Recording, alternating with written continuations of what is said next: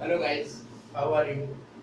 Made easy accountancy and economics की class 11 के बच्चों के लिए अकाउंटेंसी में chapter second terms of counting, या हम ये कह सकते हैं अकाउंटिंग बेसिक अकाउंटिंग टर्म्स। इसमें आज का जो हमारा टॉपिक है वो है अकाउंटिंग टर्म्स, और इसे हम अकाउंटिंग टर्मिनोलॉजी के नाम से भी जानते हैं। तो देखिए, अकाउंटिंग टर्म बेसिकली क्या होता है कि जो बुक्स ऑफ काउंटिंग में रिकॉर्ड करने से पहले कुछ बेसिक बातें हमें जाननी बहुत जरूरी है, जिन्हें अकाउंटिंग टर्म्स के नाम से जानते हैं। इसमें सबसे पहले हमारे पास आता है बिजनेस ट्रांजेक्शंस। तो गाइस, बिजनेस ट्रांजेक्शंस क्या किसे कहते हैं? जो रूटीन के अंदर जो ट्रांजेक्शंस होती हैं, जो बिजनेस में जो लेन देन होता है, उसे बिजनेस ट्रांजेक्शंस कहते हैं।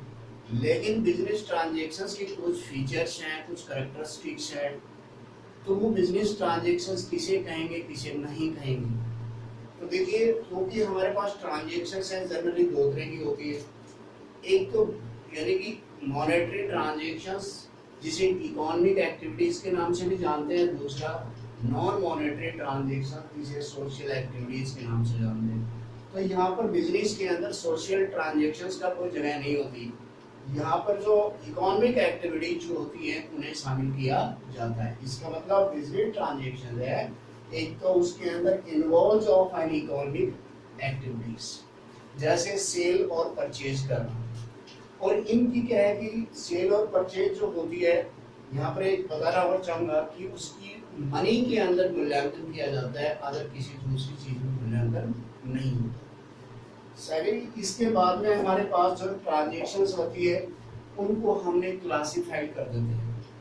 एक तो वो ट्रांजेक्शंस जो एक्सटर्नल होती है, दूसरी वो ट्रांजेक्शंस जो इंटरनल होती है बिजनेस के अंदर। एक्सटर्नल ट्रांजेक्शंस जो दो बिजनेस के बीच में होती है, ए और बी के बीच में होगा, बी और सी के बीच में होगा, जैसे purchase of goods, sales of goods.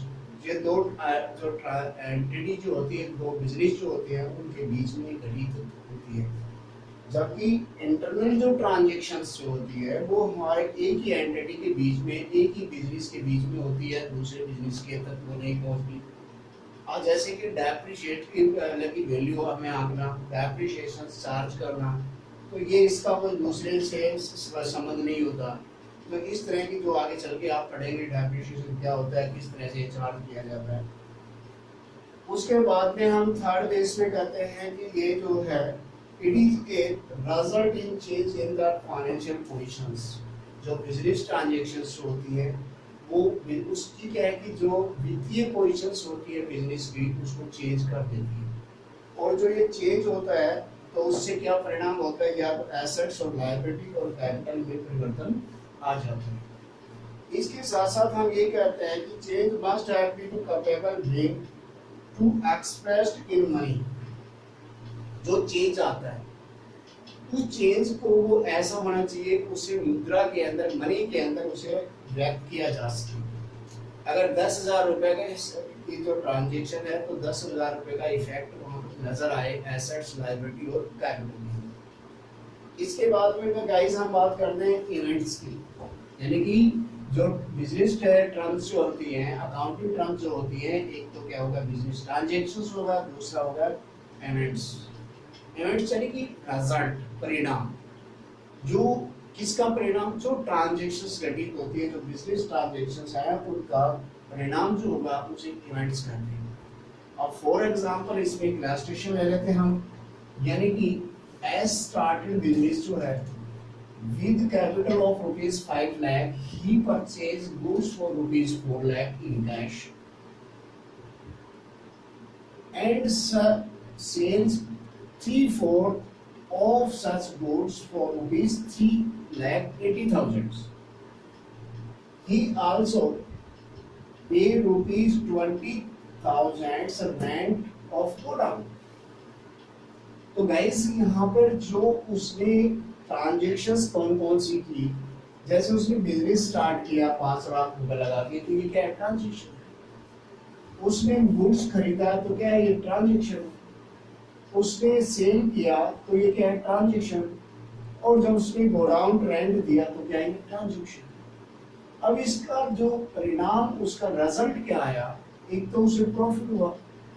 Profit कैसे हुआ, क्योंकि उसने 3,80,000 रुपए के अंदर माल बेचा और उसकी जो लागत कॉस्ट थी वो कैसे थी, 3 लाख रुपए थी।